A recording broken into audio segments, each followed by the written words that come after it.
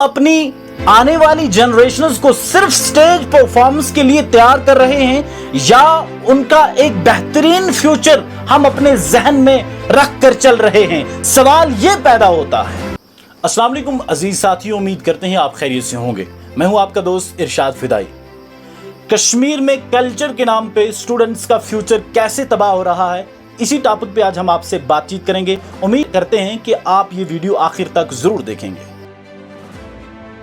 आज कश्मीर के बहुत सारे स्कूल्स में कल्चर के नाम पे सिर्फ डांस और म्यूजिक को प्रमोट किया जा रहा है, चाहे फिर वो एनुअल फंक्शंस, असेंबलीज, बाकी दीगर तरह के जितने भी प्रोग्राम्स हों, इनमें अक्सर व बेशतर स्टेज डांस, फिल्मी सॉन्ग्स और ग्लैमरस परफॉर्मेंस को तरजीह दी जाती है।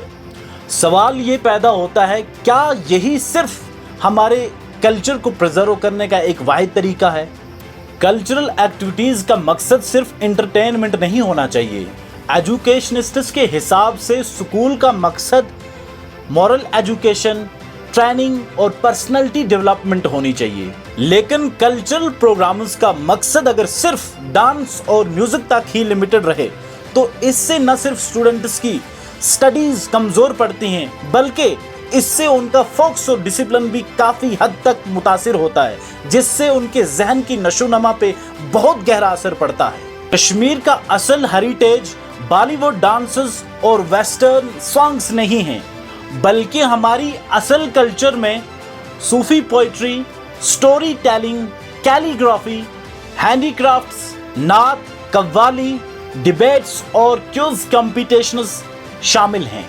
और हमारी ये सारी एक्टिविटीज़ न सिर्फ स्टूडेंट्स की क्रिएटिविटी, कैपेबिलिटी को बढ़ाती हैं, बल्कि उनकी स्किल्स, उनकी एजुकेशन और उनके ब्रेन को भी बहुत ज़्यादा स्ट्रॉन्ग करती हैं। इंडियन कॉन्स्टिट्यूशन का आर्टिकल 29, आर्टिकल 30 हर कम्युनिटी को अपना कल्चर, हेरिटेज प्रिजर्व करने का हक देता है, लेकिन साथ में आर्टिकल 51A ये जिम्मेदारी भी डालता है कि हम अपने रिच हेरिटेज को चेरिश और प्रोटेक्ट करें। इसका मतलब ये हुआ कि स्टूडेंट्स को सोशली, एजुकेशनली, एकेडमिकली और स्किलफुल बनाया जाए, न कि उनका सिर्फ मकसद इंटरटेनमेंट हासिल करना हो। ऑनरेबल सुप्रीम कोर्ट ने भी अपनी कई सारी जजमेंटों में ये कहा है कि स्कूल का असल मकसद होलिस्टिक डेवलपमेंट हो, जिसमें academics, social values, cultural values और होलिस्टिक डेवलपमेंट सब शामिल हो। और कोर्ट ने मजीद ये भी कहा है कि बच्चे जिन एक्टिविटीज़ की वजह से बेसिक एजुकेशन से, मैन ऑब्जेक्टिव से हट जाएं, जिसकी वजह से उनकी स्टडीज़ डिस्ट्रैक्ट हो जाएं, ऐसी एक्टिविटीज़ से सख्ती के साथ मना किया गया। हम ये नहीं कहते कि म्यूजिक और डांस बिल्कुल ना हो, लेकिन सवाल पैदा होता है, क्या सिर्फ यही वाहिद रास्ता है कल्चर और हेरिटेज को प्रोटेक्ट करने का?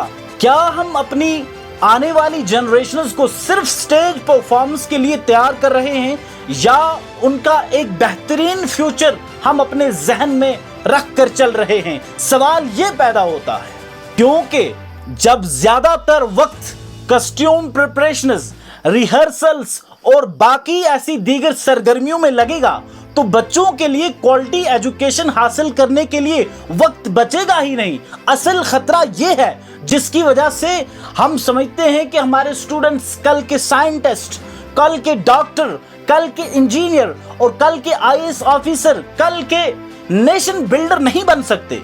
ये सवाल पैदा होता है और इस सवाल पे डिस्कशन करने की ज़रूरत है और ये सवाल समझने की ज़रूरत है। ये मैं तमाम एजुकेशनिस्ट्स के लिए भी ये मैसेज रिकॉर्ड कर रहा हूँ कि बराए करम इसमें गौर की जाए।